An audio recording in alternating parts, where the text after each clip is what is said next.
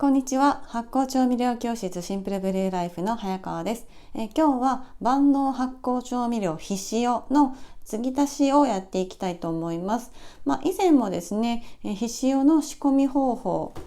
こういったものを使ってひしおというですね発酵調味料を仕込んでいく方法を、動画上げたんですけれども、今度はですね、実際もう熟成してだいぶ経っているひしおの状態がどうなっているのかっていうのをお見せするのと、そこに継ぎ足ししていく方法っていうのをやっていきたいと思います。はい。で、最初の仕込みと、やり方は全く一緒です。こういった容器にですね、最初の仕込みは別に、何でもいいんですけれども、タッパーみたいなですね、密閉できるような容器が売っているので、そういったものでいいんですけども、仕込んで育てていくときはいろいろ工夫をしてですね、私はこういったホーローの容器を使って、このホーローの容器のこの内の、密閉できるこのなんていうんですかね、内蓋みたいなパッキンがついてるんですけども、そのパッキンをあえて外して空気が通りやすいような状態にしてこのホーローの容器で使っています。やっぱりですね、ひしおの場合は密閉されてしまう、完全に空気がなくなってしまうよりも、多少ですねこう空気が通る容器の方がいいので、そういった形でゴムパッキンを外してホーロー容器でこのように熟成させています。でですね、よいしょ。で、今このひしおの状態なんですけれども、こんな感じで音が聞こえますでしょうか。たまにですね、プクプクプチプチといって、もう酵母がまだまだ元気な状態でプクプクと、泡立っております。でこれはですね、今までの動画でお見せしてきたのが結構若い感じのひしおが多かったので、なるべくですね熟成が進んだものをお見せしようと思って半年ぐらいもう継ぎ足ししていない状態になっています。こんな感じですね。ちょっと表面が乾いている感じなんですが、これ混ぜていくと中から水分がたくさん出てきます。もうこれぐらいになるとほとんどお豆の状態が見えずに、ドロドロの、形状になっているという感じですね。これさらにですね、もっともっとこのまま継ぎ足しをせずに、ずっとこう熟成させていくと、最終的にはもっともっと色が黒くなって、この豆粒自体もほとんど見えないっていう状態になってきます。プツプツと言ってますね。元気ですね。今が10月の中旬で結構気温寒くなってきたんですけども、まだまだ酵母は元気ですね。これが真冬になるとあまりプチプチ言わなくなります。酵母がですね、寒さにあまり強くないというか、寒いところであまり活動的に、しないので、冬場はシーンとしてますけれども、夏場になってくるともっともっとプツプツプツプツといってくる状態になります。はい、で継ぎ足しの方法なんですけれども、こちらですね、これ名東味噌本舗さんのひしおの花というひしお専用の麹を使っていきます。で最初に仕込む時と全く同じでですね、別でこれを仕込んでそこに混ぜるっていうわけではなくて、もうこの熟成されているひしおの中に直接これを投入していくという形をとります。では早速ですね、封を切りまして、よいしょ。でこの袋に 550g 入ってますので、これ全部入れます。でこの袋の裏にも書いてあるんですけども、このひしおの花に対して1袋に対して醤油が 600ml の水が 300ml を入れていきます。もうざーっとですね、このまま入れていってしまいます。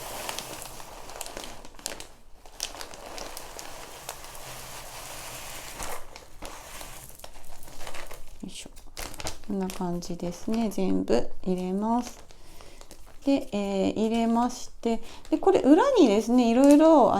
混ぜ方とか書いてあるんですけれども、こちらに、出来上がったら冷蔵庫に保管してくださいっていう記載もあるんですけれども、基本的にはですねどんどん熟成を進めたいという場合には冷蔵庫には入れずに常温で常に保存してください。夏も冬も同じですね。常に常温で保存していただいた方がより熟成が進みますので、常温をおすすめします。はい。でですね、ここに醤油とお水を入れていきます。まずはお水 300ml ですね、入れていきます。で、お水はミネラルウォーターを使うことは避けてください。ミネラルウォーターじゃなくて水道水を浄水したものとか、井戸水とかそういったものを使っていただく方がいいです。でそしてお醤油ですね。今回もいつものように、こちらのですね岡本醤油醸造さんの、濃い口醤油を使っていきます。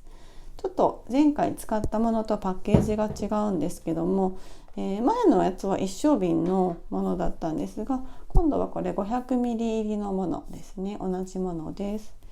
で醤油が600ml ですね。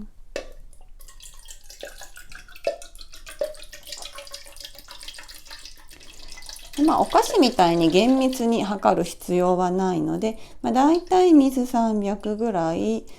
お醤油だいたい 600ml ぐらいっていう形で問題ありません。よいしょよいしょ。最初から準備しといたらよかったですね。よいしょ。最初から準備しておきたいんですが、ですね、今仮住まいなので道具がなかなか少なくてですね、よいしょ、ちょっと少ない道具で撮影しております。よいしょ、こんな感じですかね。見えない。600、もうちょっとですね。よいしょ。やっぱりこの醤油の味が出来上がるひしおの味にすごく影響してくるので、前のひしおの仕込み方の動画でも言いましたけども、安売りしているようなペットボトルで売られているようなものを使うとやっぱりですねダイレクトにその醤油の味が出てしまうので、せっかく仕込んだひしおが味がいまいちだなっていうことにもなりかねませんので、やっぱりこういうですねしっかり天然醸造で長期熟成されている美味しいお醤油を使っていただくのがおすすめです。はい、醤油が600ml 入りましたので、これもドボドボっと入れていきます。もうこれ入れる順番とかは別に、気にしなくていいので、とにかくですねこのひしお麹と、お醤油とお水を、入れて継ぎ足します。はい、で、材料が入りましたらよいしょ混ぜていきます。やっぱりこれはですね手で混ぜた方が、美味しくなりますので、手をですねしっかり洗ってもらって手で混ぜていきます。でやっぱりその醤油っていろんな味があると思うんですけれども、この間ですねつい最近ですねたまたまこの実家に置いてあったお醤油が、ちょっとどこのメーカーのか忘れてしまったんですけども、ペットボトルに、入って売られている、すごく安いタイプのお醤油だったんですが、それにはですね本醸造の、濃い口醤油って書いてあって、国産大豆使用っていうふうに書いてあるんですけれども、やはりですね、まず、ちょっと一点問題だったのが、アルコールが、結構入っているということと、その醤油をですね使ったらものすごくピリピリ舌が辛かったんですね。それって普段からそのお醤油を使ってたらもしかしたら気づかないかもしれないんですけれども、普段からきちんとしたですねお醤油を使っているとたまにそういうお醤油食べたりするとすごく違和感を感じたり、なんていうかまずいって思ったりしょっぱいって思ったり、します。私はそのお醤油で舌が本当にピリピリしてしまったんですけれども、やっぱりそういうこととかも、ありますので、こういった、しっかり熟成された発酵食品っていうのを常に摂取していると、そういうことの味にも敏感になって分かるようになってきたりもしますよね。で、それはちょっと余談だったんですけども、こんな感じでですね、この乾燥した麹の豆を潰すような感じでぎゅーっと混ぜていきます。最初に仕込む時よりかはもともとのこのドロドロとしたものが、合わさるので熟成も早いかなというふうに思います。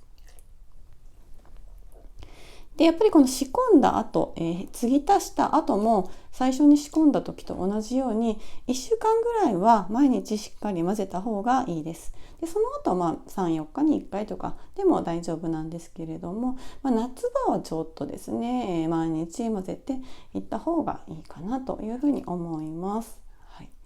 こんな感じでも今は水分を足したばっかりなのですごくシャビシャビな感じになりましたけども、これが 2,3 日しますとこの乾燥の麹が水分をギュッと吸って、